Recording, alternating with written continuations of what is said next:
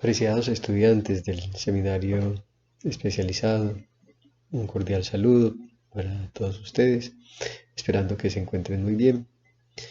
Em, Hoy quisiera compartirles unos textos para cerrar, digamos, este tema sobre la escritura. Em, Textos pues que hacen referencia a pensar la escritura. Y de hecho tengo uno de ellos, se llama el de Marcel Detian, La escritura de Orfeo, muy interesante. Eh, Retoma un aspecto, digamos, genealógico de, de la escritura como tal. Y a ello quisiera pues hacer referencia, una breve referencia al menos, para que podamos cerrar este ciclo. Un ciclo pues que relaciono mucho sobre todo con el asunto de la escritura creativa, pues en el proceso que hemos llevado, pues en primer lugar pues hemos trabajado sobre unas direcciones más de tipo academicista, una escritura más bien técnica, que primero hicimos pues digamos como todo ese ensayo de generar el título, el resumen, un estado del arte, ya nos centramos después como en la disertación, como un producto académico realmente. Y el final de nuestro seminario va a ser precisamente realizar o terminar más bien ese artículo para una revista, ojalá indexada, del tema pues que ustedes pretenden desarrollar. Así que en torno a esa exigencia academicista, diríamos casi técnica de la escritura, quise contraponer el aspecto creativo, precisamente en la mitad de este seminario, porque la necesidad de poder realizar una escritura también no solamente bien hecha a nivel pues técnico, está también de la mano con una escritura creativa, una escritura que nos permita desarrollar, digamos, unas competencias más orientadas a, a una a encontrar, digamos, como aquello mismo que nosotros estamos en proceso de investigar y que solamente atañe a nuestro ser, a nuestra propia experiencia. Nuestra vida como académicos prácticamente nos hace volcarnos siempre hacia la escritura de los demás y pocas veces le damos espacio a la nuestra. Entonces, ese es como el objetivo. Y en esta escritura creativa veíamos que estaba asociado, sobre todo con la lectura del Pedro, con un elemento muy interesante y era el erotismo. Y es precisamente porque el erotismo logra, eh, o la escritura erótica precisamente, lograría nacer alas, o lograría que brotaran alas del amado, que sería en última el lector, ¿cierto? Esa imagen tan bella, tan poética de Platón para expresar, digamos, esa, esa locura, ¿sí? Esa locura que, que arrebataría precisamente tanto al amado como al amante, y que haría ver en el amado pues la figura del Dios como tal, es la que nos debe animar precisamente para hacer de nuestra escritura también como ese lazo con respecto al lector, aquel que en última instancia es el remitente mismo, el destinatario mismo, perdón, de, de nuestro, nuestra experiencia como tal, ¿cierto? De nuestras intuiciones. No nos la debemos solamente nosotros, obviamente es al otro al que nos debemos. Bien, en ese contexto quería mencionar precisamente como un elemento genealógico también, a partir de la lectura de Detian, Marcel Detian, y era en relación específicamente como hacia dónde podemos remontar la escritura y encontramos un, digamos, una constante en las culturas de la escritura, y es que la escritura aparece prácticamente como un elemento orientado a, a que permanezca en la memoria de manera eterna lo que está escrito. ¿Y qué es lo que está escrito generalmente? La ley. ¿Sí? Entonces encontramos que los primeros vestigios de escritura están consignadas por una parte por las leyes como tal, el Código Hammurabi y todo esto son leyes ya escritas y sobre todo, por ejemplo, en piedra, ¿sí? O sea, que sean indelebles, que pasen generaciones y generaciones y todavía sigan ahí. El asunto que en el Pedro se menciona es el de la memoria, ¿sí? Una memoria que permita que aquello que está escrito dure para siempre, ¿no? Por una parte entonces las leyes, pero por otra parte también las cuentas. Y una de las primeras también manifestaciones de la escritura están en tablillas fenicias, donde se da cuenta, digámoslo así, eh, de transacciones económicas, o sea, cuestiones numéricas de, de mercancías, etcétera, etcétera, que pretendían generar una contabilidad, etcétera. ¿Sí? Es la ley por un lado y por otro el aspecto del comercio son, digamos, como dos pilares en los que nace esa práctica que en todo caso pues fue posterior a la oralidad, indudablemente. O bueno, pues tampoco pues pongo la mano en el fuego por decir esto, sino que particularmente primero llega una experiencia y después la necesidad de la escritura, así también como ocurrió con el pueblo judío. Digamos que nosotros tenemos como una idea de escritura del pueblo judío, como si los judíos siempre llevaran bajo la manga, perdón, bajo el brazo, la Torá o el libro sagrado, para nosotros la Biblia, por ejemplo, ¿cierto? Pues que prácticamente casi que concedemos que el libro apareció, digamos, de milagro y ya estaba de una vez para siempre. No. Ha habido muchos estudios al respecto, pues por supuesto, y no podemos pretender pues que un libro tan importante como para nosotros en Occidente la Biblia y pues para los judíos y la Torá, etcétera, son, digamos, eh, eh, actos milagrosos y bueno, no podemos pensar eso y sobre todo pensarlo como un proceso y una construcción. De hecho, de hecho, primero apareció la experiencia del pueblo judío con respecto a una relación con Yahvé, por ejemplo, ¿sí?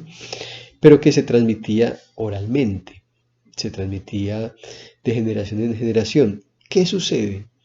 Cuando el pueblo de Israel eh, experimenta o empieza a experimentar precisamente esas persecuciones, los destierros, eh, aparece la necesidad en un momento determinado, sobre todo en su cautiverio, esa diáspora judía pues tan importante para la historia de Oriente, en donde sobre todo en el cautiverio que hubo en Babilonia, llegó el momento o llegó un momento en el que prácticamente los judíos empezaron a sentir que la tradición se les estaba olvidando, ¿no?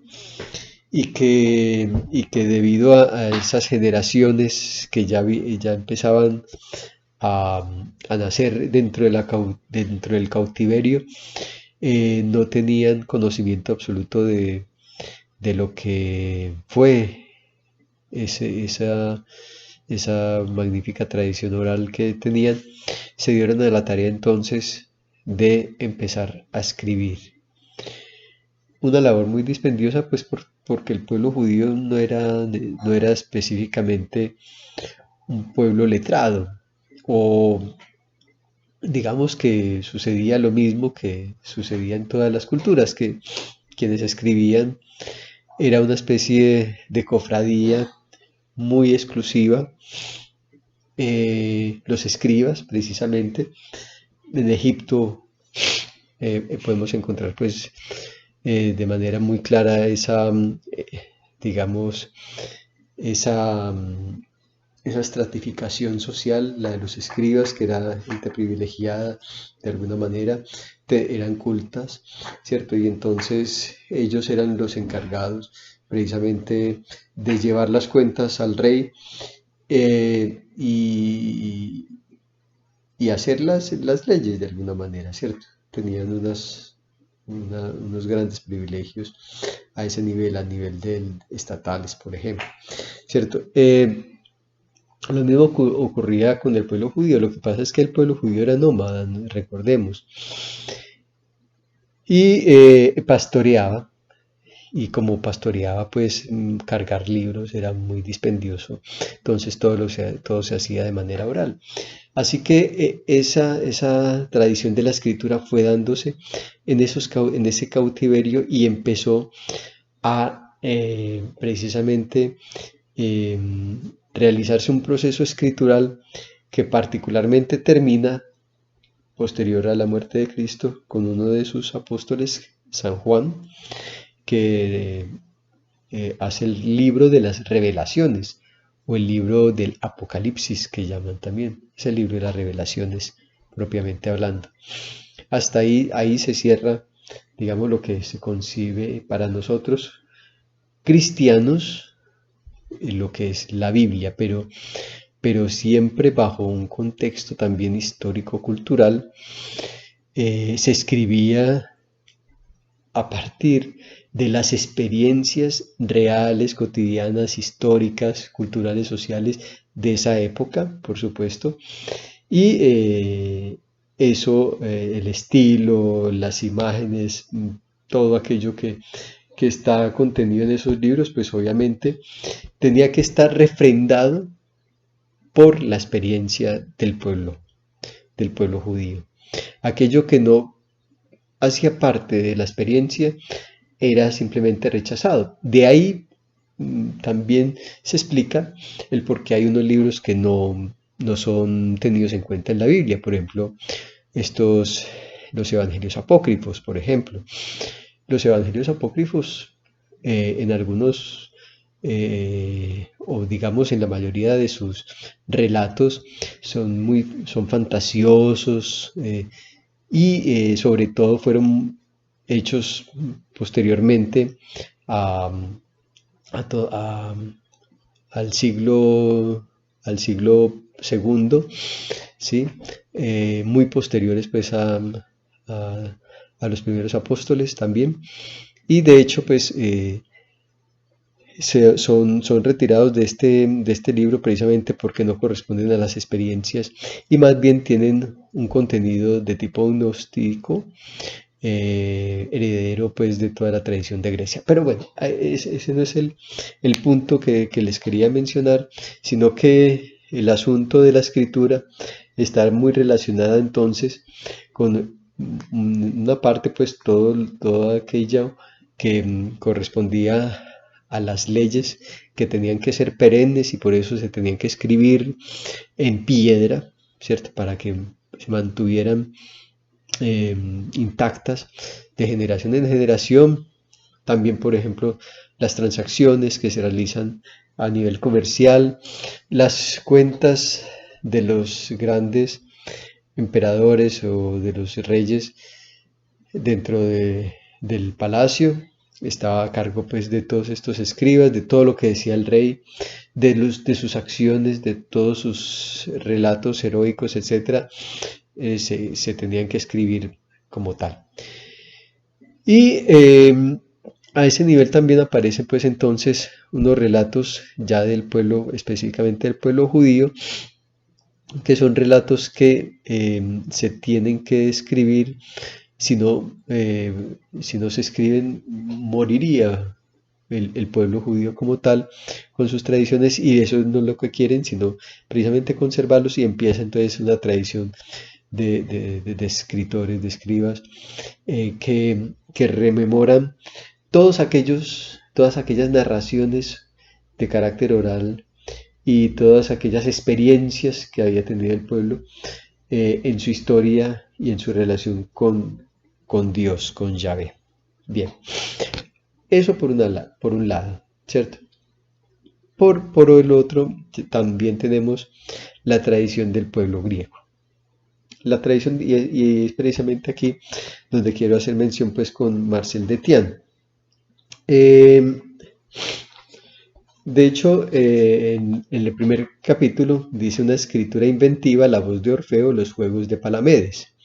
A Palamedes se le atribuye precisamente la invención de la escritura.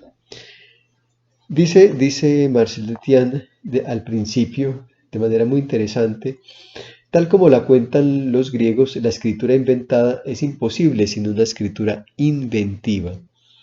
Dado que el descubrimiento, el objeto nuevo que llamamos sistema alfabético, se aprende, se concibe y se piensa a través de intrigas, fragmentos de ficción, creaciones fascinadas por la inventiva de las letras, de esos 24 signos gráficos capaces de hacer visibles todos los sonidos, todos los impulsos del idioma. Hace ya un tiempo que se ha planteado el interrogante acerca de la relación que pudiera haber entre la escritura, el instrumento alfabético de los griegos por un lado, y por otro, los indicios de su pensamiento y sus grandes progresos intelectuales, la geometría, el discurso filosófico, el dominio de lo político, el saber médico y las prácticas del derecho. Eh, a nivel de la filosofía, pues encontramos algo muy particular. Antes de Sócrates, pues los presocráticos o los preplatónicos, más bien los presocráticos, digamos, pues hicieron un ejercicio de escritura, efectivamente.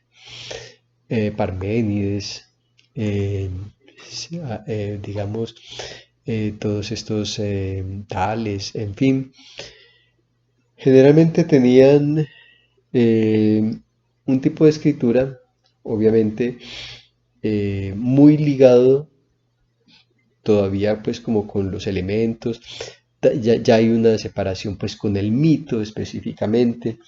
El mito va a ser muy importante en la aparición de la escritura, pero ya se empieza a ver a partir de los presocráticos pues como un distanciamiento de los mitos. Paradójicamente, esos mitos o la tradición mítica se vuelve a retomar es con Platón. Y de ahí pues que muchos de sus diálogos retomen mitos, pero que los reinventa. De ahí precisamente la importancia de esta frase que la escritura inventada es imposible sin una escritura inventiva. ¿Qué hace Platón? Platón reinventa a los dioses. Platón reinventa los mitos. Si bien hay unos mitos que puede tomar de alguna manera de la tradición, la mayoría los transforma, los reinventa. Precisamente ese es el punto al que queremos llegar, que toda escritura es una escritura que tiene que reinventarse, que tiene que ser inventiva específicamente, ¿sí? Hay, como les decía, una genealogía un poco extensa, pues, que refiere, pues, de Tian como tal. Y quiero específicamente llegar como al punto donde bajo la figura de Palamedes inicia pues como todo este proceso de la escritura, y más adelante con el de Orfeo. Orfeo supuestamente es uno de los primeros filósofos, pero Orfeo lo conocemos es por otro asunto muy diferente, como un poeta, músico, lírico o citarístico, ¿sí? Tenía la cítara, tenía la lira, no sé, y era el que cantaba, ¿sí? Eh, Personaje importantísimo, obviamente, en los ritos órficos, ¿no?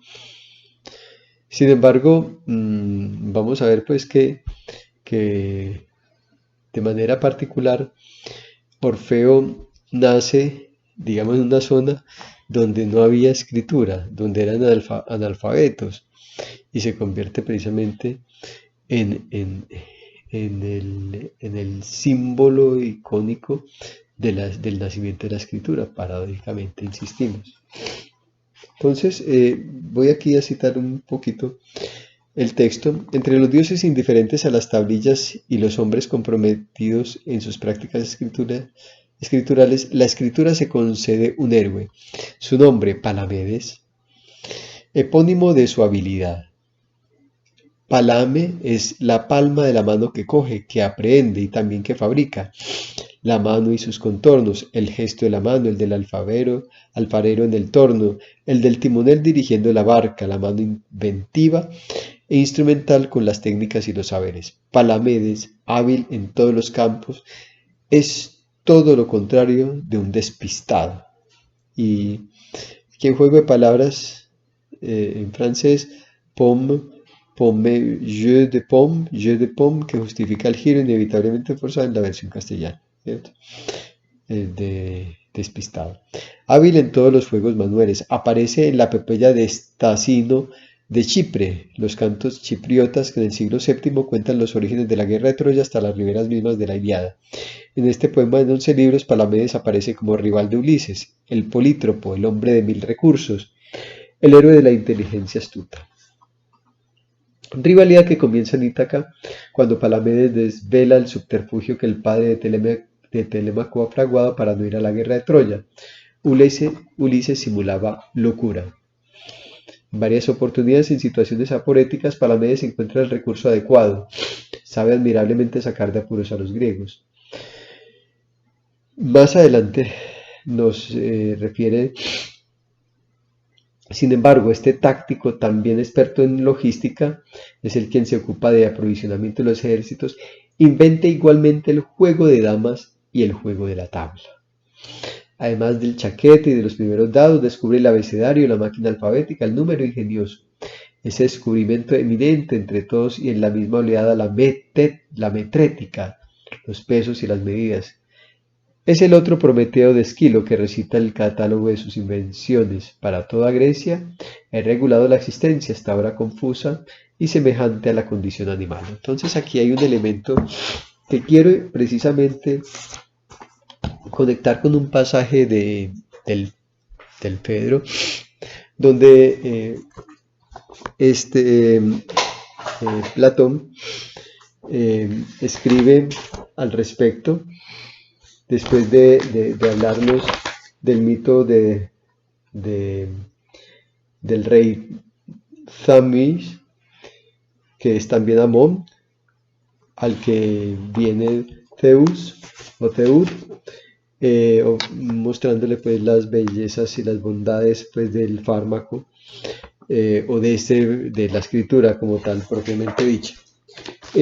Después de ello, Sócrates menciona, le menciona al Pedro lo siguiente.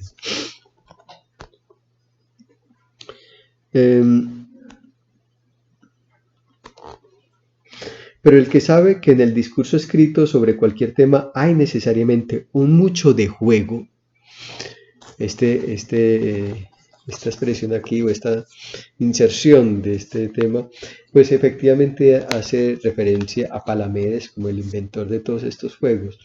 ¿Sí? Entonces, Platón tenía muy claro por dónde iba el asunto, ¿no?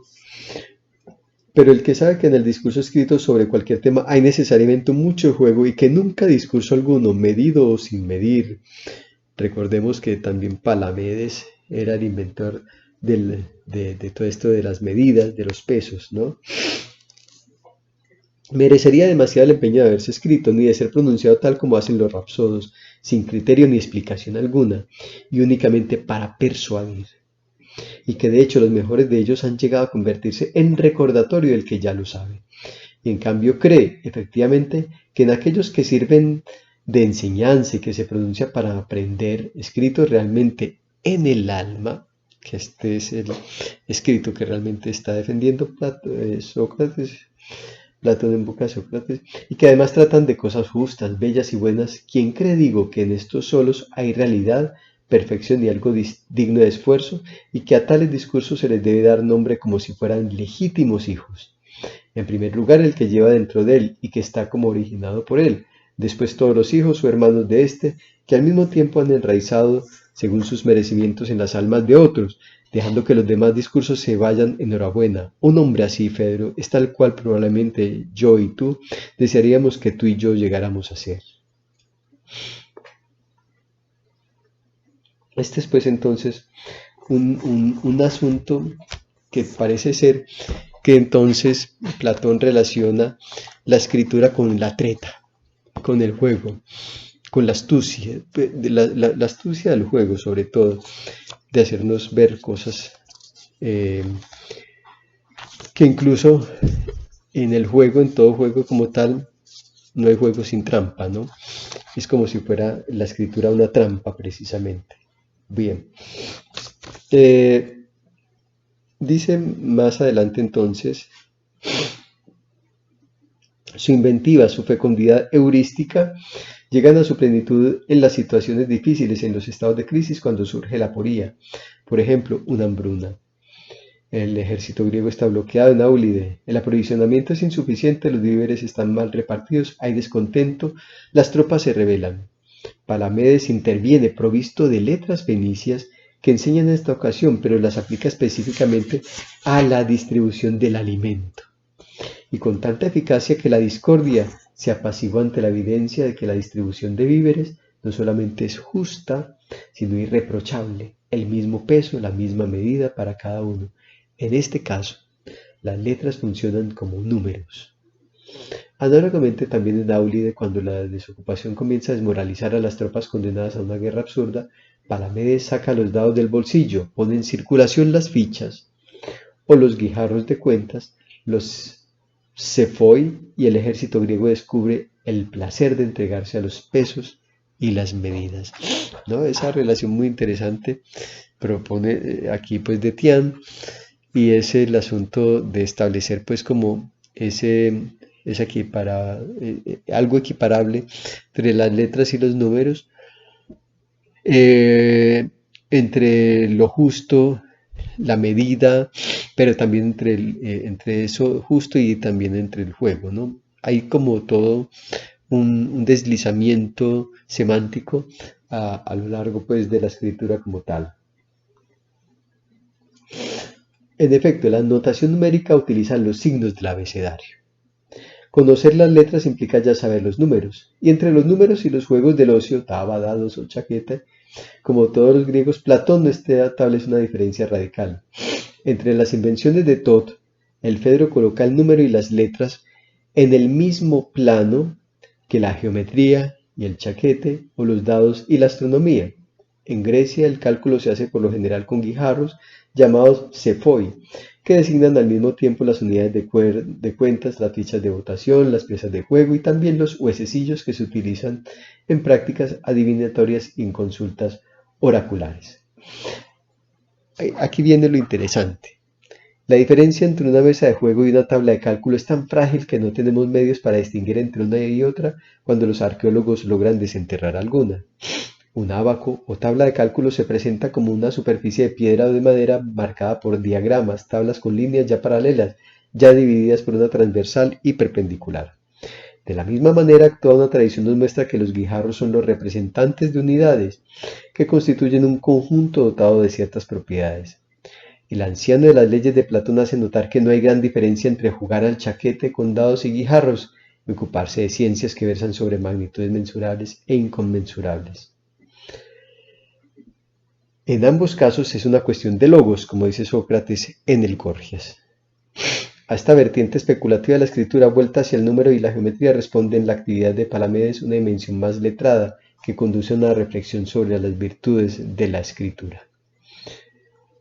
Más adelante, ya para concluir este recorrido, pues como por lo genético de la escritura, al menos en Grecia también, vemos también otra figura que es la de Orfeo. En los ritos órficos hay una particularidad, parece que Platón, eh, incluso Sócrates, develaron misterios que estaban prohibidos hacer públicos. Eh, y fueron, pues, digamos, perseguidos por ello.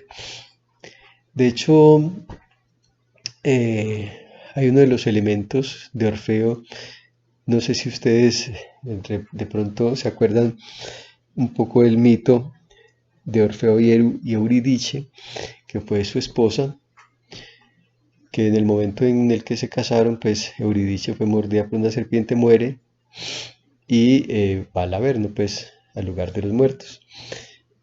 Orfeo se propone ir por ella y él como buen músico que hace dormir las fieras, o sea los irracionales, eh, se propone esa empresa de bajar al infierno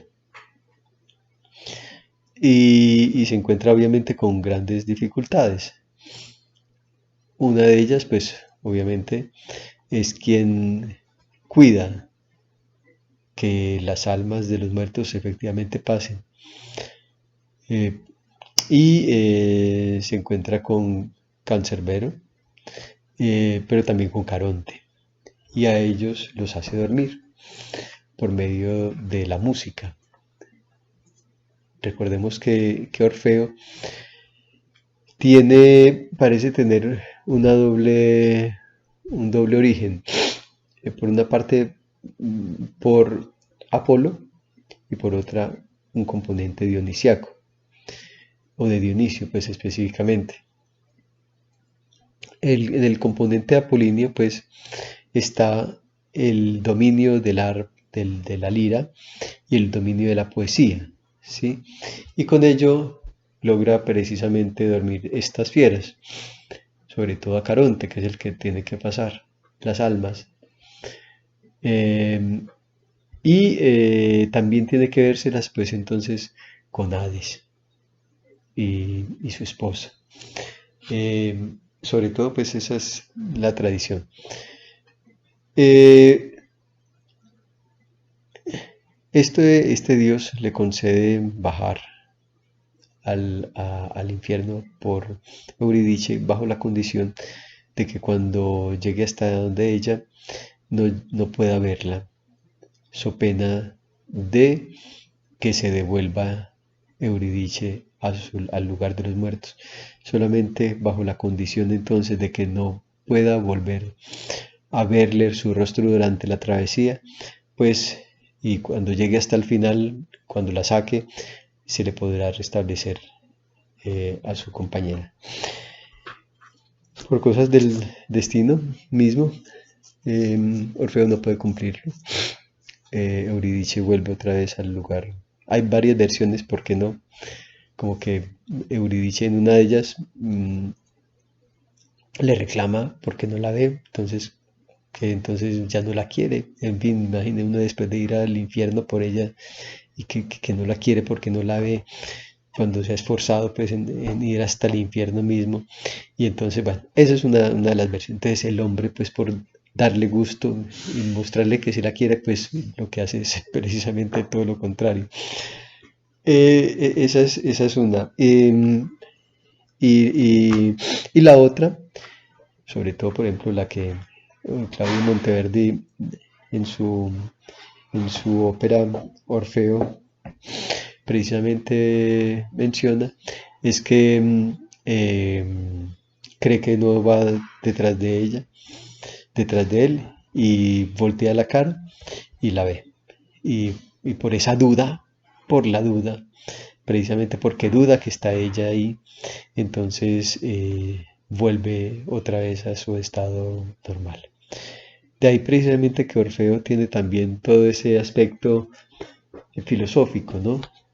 Ya de entrada desde esa época. Es muy interesante, léanse la historia de Orfeo. Pero también hay un elemento muy importante a nivel ya místico y es que Orfeo es el que resucita realmente. Digamos que alrededor de los mitos de Orfeo está la figura del resucitado. Y bueno, pero entre ellas también, sobre todo, el de la filosofía, el inicio de la filosofía. Giorgi Colli tiene pues también un texto al respecto y de unas tablillas que se encuentran precisamente en Tracia y se traducen. Giorgi Colli las recoge y hace un interesante texto al respecto. Bueno, mientras que Palamedes se encuentra a sus anchas en tierra de inventores, Orfeo, en tanto que descubridor de escritura, parece llevar puesta una máscara cuando no haberse extraviado por completo, pero solo durante un lapso muy breve, de un argumento que produjo gran agitación en las Atenas del siglo IV, cuando comenzó a plantearse la cuestión del autor y de su función en la biblioteca. En realidad, los comienzos de Orfeo ponen en presencia y aún en concomitancia la voz y la escritura. Al parecer, lo primero que se encuentra es el canto de Orfeo como anticipación de la palabra que implica a su alrededor las vidas más mudas, los animales del silencio. Pero la escritura ya está allí, poblada por esa misma voz, y se percibe un tumulto de libros, de discursos que se escriben en torno al canto de Orfeo. Más adelante dice, los libros que se atribuyen a Orfeo, afirma Androtión, no son de él, pero le son falsamente atribuidos por una razón etnográfica y determinante. Se trata simplemente de que los habitantes de Tracia, región natal de Orfeo, son iletrados y además analfabetos, que consideran muy inconveniente el hecho de saber valerse la escritura. En consecuencia, los libros que circulan bajo el nombre de Orfeo son mitos, ficciones en las que hay que reconocer la obra de un falsario. La acusación es tanto más grave cuanto que en la misma época los tracios tienen fama de ser los más salvajes y sanguinarios de los bárbaros. De hecho, el relato de Orfeo precisamente termina llegando a Tracia y devorado por las Ménades, o sea, las seguidoras de Dionisio, casi como una especie de venganza o de venganza por una traición, como de haber desconocido el poder de Dionisio y de haberse casado, digámoslo así, pues con el único recurso que era el de Apolo, el de la poesía, el de la lírica.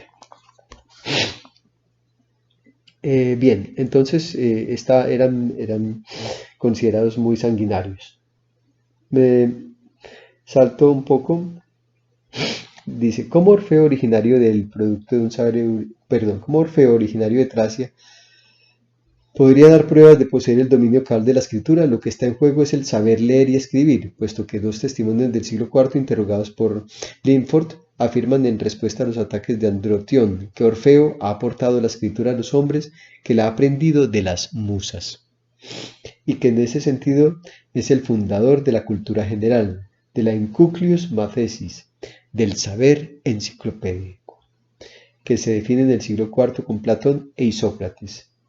Este Orfeo de la escritura, afirmado por el siglo IV, penetra también en la tradición figurativa, en una Hidría de Palermo. Se ve a Orfeo vestido a la usanza tracia, sentado con la lira en la mano, flanqueado por dos mujeres, musas, una de las cuales le tiende un libro abierto, rollo de papiro bajo el cual el pintor ha dibujado un cofre de libros. entreabierto. Un Orfeo en su biblioteca, tan intelectual como puede serlo en los vasos contemporáneos, un Apolo que juega con la lira y el libro desplegado ante los ojos. Desacreditado o rehabilitado, Orfeo es juzgado ahora desde el punto de vista del libro tal como se juzgaría a un autor en relación con la escritura de sus obras. Es el libro tal como lo ven y lo piensan los intelectuales del siglo IV. En el debate en torno a un Orfeo escritor hay dos aspectos. El primero pone en evidencia y permite comprender más claramente la naturaleza escrita, el carácter del discurso órfico, mientras que el segundo, en torno al contrasentido o al malentendido sobre la escritura, descubre que no carece de razón, que encuentra verosimilitud en las interferencias entre la voz y el libro, allí donde tal vez el orfismo es más plenamente el mismo. Más adelante también menciona: el canto de Orfeo surge como un encantamiento original, se cuenta más en sus efectos que en su contenido, y ante todo en su virtud centrípeta, que reúne a los seres animados e inanimados de la tierra, del cielo y del mar en torno a la voz. Una voz extraña al círculo estrecho de los oyentes, pero en torno a la que, en la plenitud de la alegría, se reúnen los árboles, las piedras, las aves, los peces. Cuando aparecen los hombres, tienen el rostro de la guerra y los colores de la vida salvaje, pero tanto aquel como estos apaciguados, lejanos. Son guerreros bárbaros, ataviados a la usanza tracia o cubiertos de pieles de animales. Abandonan sus bosques, de la misma manera en que las aves dejan el cielo y los peces el mar.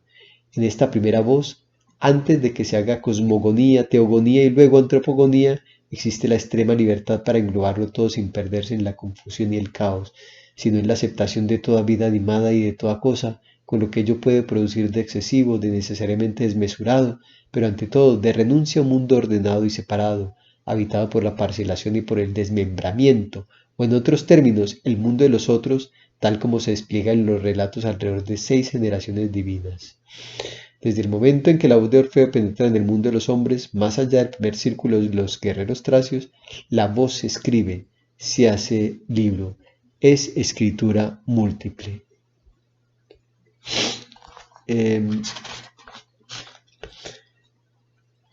Recordemos también que con Orfeo, o que los mitos órficos más bien, retoman mitos cosmogónicos, mitos del origen de la vida, y de ahí sale uno de los mitos, pues, que es el del huevo primigenio, ¿no? Que va a ser un símbolo, pues, también, el símbolo de la vida misma, del resurgir de la vida misma en estos ritos. Finalmente dice Detian, el encantamiento de los libros tiene el mismo poder que el canto. Triunfa sobre las fuerzas deletéreas del olvido. Quien posee la escritura y se hace lector de Orfeo no conoce la muerte de los otros. Pero más inmediata, aún más explícita, se hace la relación entre el libro y la voz cuando Orfeo, purificado de su cuerpo por la violencia a las mujeres, se convierte en una cabeza arrancada, una cabeza arrojada de una costa de Lesbos, una cabeza que comienza a cantar y a dictar. Y nuevamente vasos y espejos la representan con la boca abierta y los ojos fijos en un escriba ante su tablilla y con el estilo en la mano. Seguramente los medios técnicos son solo superfluos, únicamente la voz deposita signos escritos en las tablillas. El canto de Orfeo produce la escritura. También tengamos en cuenta que todos los libros en la antigüedad no necesariamente eran escritos directamente por quien relataba o por quien sabía del relato mítico. Al contrario, seguramente era un iletrado. Y eso pasaba, por ejemplo, con muchos de los textos bíblicos. Siempre había alguien que narraba, alguien que contaba, y había al contrario un escriba. De hecho, sabemos que Pedro era un ignorante, era un iletrado, era un pescador, pero sin embargo tiene cartas, ¿no? Tiene cartas. En la Biblia hay 2 cartas de Pedro, pero no las escribió, por supuesto. Tenía su escriba, le dictaba O sea que la escritura realmente nace por la voz del que dicta, ¿sí? El escriba, digamos, es el medio. Seguramente los medios técnicos son solo superfluos, únicamente la voz deposita signos escritos en las tablillas. El canto de Orfeo produce la escritura. Se vuelve libro, se escribe en himnos y en encantamientos, e incluso en cosmogonías, en discursos teogónicos, en vastas composiciones que abarcan las 6 generaciones de potencias divinas. Así lo sugiere y con toda claridad el descubrimiento del papiro de Derbeni, ese libro órfico contemporáneo de Platón. El escrito de Orfeo es un texto abierto. La palabra de Orfeo se prolonga en la exégesis a través de los comentarios a que da lugar entre sus iniciados instruidos. En Derbeni es una hermenéutica filosófica que hace referencia al sistema de Anaxágoras con los conceptos de separación y de diferenciación. Una exégesis activa muestra que Orfeo dice y piensa siempre lo que es correcto, que el sentido de las palabras que Orfeo utiliza conscientemente para enunciar el mundo existe a partir del momento en que las cosas se separaron y dieron nacimiento al mundo y a sus partes. El canto de Orfeo da origen a interpretaciones, hace surgir construcciones exegéticas que se convierten en el discurso órfico y son parte integrante del mismo. Una escritura polifónica, un libro a varias voces. Hay en el orfismo pues una lección de la escritura, una voluntad del libro plural, tan profunda como la renuncia al mundo de los otros, a los valores políticos y religiosos de la ciudad, pues también la salvación que se cultiva en el ámbito de los puros y de los intelectuales se produce a través de una literatura. Se conquista por medio de la escritura, que coincide absolutamente con el modo de vida órfico, una escritura que habla del triunfo de Orfeo sobre la muerte y el olvido. Los iniciados instruidos se han convertido en gente del libro, pero en el rechazo del mundo, merced a la edificación para ellos de una biblioteca secreta en torno a la voz única. En tanto que alrededor de Orfeo y de la escritura de sus discípulos, la única finalidad dada la vocación escatológica que los lleva a escribir es el conocimiento, el saber verdadero de la génesis de los dioses y del mundo hasta la separación extrema del individuo. Recomendado para sus lecturas próximas. De hecho, pues cuando volvamos otra vez de nuevo a vernos, eh, con mucho gusto les facilito el texto. Bueno, mis queridos estudiantes, espero pues que eh, hayamos podido tener pues como una reflexión, una meditación sobre el asunto de la escritura y que les permita a ustedes pues como adentrarse más en el infinito mundo que ofrece la escritura, en última instancia de una liberación de todo aquello que nos lleva al olvido, ¿no? La liberación del olvido como escritura. Bueno, que tengan un feliz resto de semana y seguimos en contacto. Hasta luego.